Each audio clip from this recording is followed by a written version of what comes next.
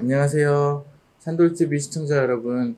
연세 산돌병원에서 무릎 통증 진료를 하고 있는 정형외과 전문의 이성인이라고 합니다. 오늘은 인공관절에 대한 질문에 답변하는 시간을 갖도록 하겠습니다.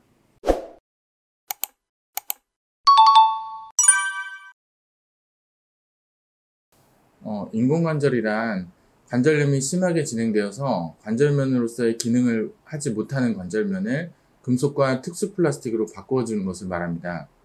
우리가 쉽게 관절하면 떠올리게 되는 대퇴골의 아랫부분을 약 9mm 정도, 그리고 경골의 윗부분을 약 또 9mm 정도 정교하게 다듬고 그 부위를 인공 소재로 대체한다고 보시면 됩니다. 아주 많이 듣게 되는 질문인데요. 한쪽만 심하면서 그러면서 아직 나이가 젊으셔서 50대이신 분들 근위경골 절골술이라는 다른 수술을 할 수도 있습니다. 그리고 본인의 관절을 그대로 쓰고 싶다 하시는 분들은 카티스템 등의 연골 재생술을 생각해 볼 수 있습니다. 그런데 지금 이미 연골이 너무 많이 닳아 있고 나이가 65세가 이미 지난 상태다 그러면 보통 인공관절 수술을 선택하게 됩니다. 그 이유는 인공관절 수술이 관절의 모든 문제를 단번에 해결해주는 가장 강력한 방법이고 수술 후 결과가 아주 우수한 수술이기 때문입니다. 수술 후의 합병증은 다른 수술과 마찬가지로 인공관절 수술에서도 발생할 수는 있습니다.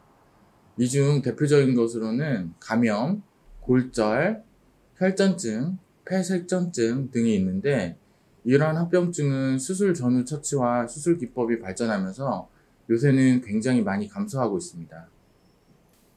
특히 예전에는 수술 후에 발생하는 감염이 심각한 문제였었는데 최근에는 항생제 요법이나 수술의 무균적 시스템이 발전되어 예전보다는 많이 감소하였습니다.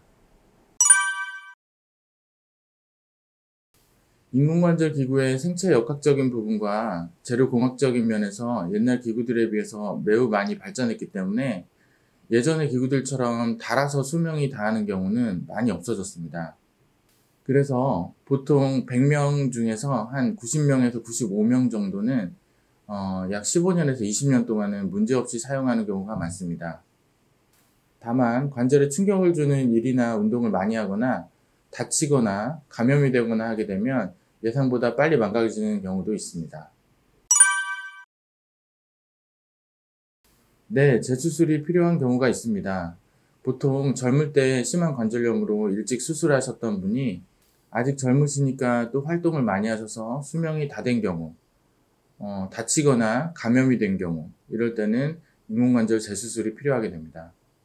재수술의 경우에 수술이 어렵고 첫 번째 인공관절 수술보다는 결과가 다소 좋지 않을 수 있기 때문에 15년 이상을 잘 쓰기 위해서는 무릎을 조금 아껴서 쓰시는 것이 바람직하겠습니다. 평소 적당한 휴식과 운동을 균형 있게 해서 관절 건강을 지키는 것이 가장 중요하겠습니다. 그리고 무릎에 문제가 있다고 느끼신다면 너무 참지 마시고 가까운 병원으로 오셔서 검진을 받으시면 갑자기 나빠지는 경우를 막을 수 있습니다. 초기 관절염은 적극적인 운동치료와 주사치료, 약물치료와 같은 것들이 많이 도움이 될 것이고 중기 관절염에서는 비맥과 같은 줄기세포 주사치료, 경골 절골술, 연골 재생술과 같은 시술이 있습니다. 그리고 조금 더 병변이 넓은 경우에는 카티스템과 같은 줄기세포 이식술이 도움이 될 수 있습니다. 무릎이 안 좋으면 생활 자체가 매우 불편해지고 통증 때문에 삶의 질이 현저하게 떨어지게 됩니다. 그렇지만 무릎 관절은 생각보다 치료할 방법이 많고 치료를 했을 때 그 결과가 상당히 괜찮은 관절이라고 할 수 있습니다.